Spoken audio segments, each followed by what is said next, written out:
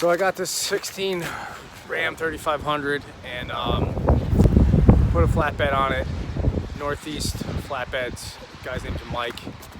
He's got a good website. I'll try to throw a link in there, but essentially that's it.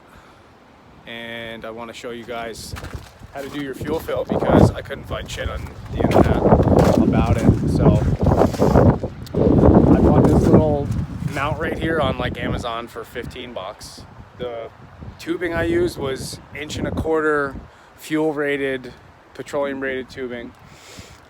Ran it straight in between here, underneath the support steel, and right onto your fill.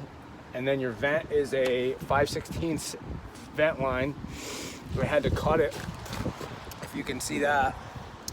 Had to cut the original stock neck vent and just connect the end that has the sensor. That sensor is like a fuel pressure sensor, and basically you just cut that off and connect the two open ends with a piece of 5/16 tubing, and you're in business. It fills up great. It doesn't stall out on the pump any.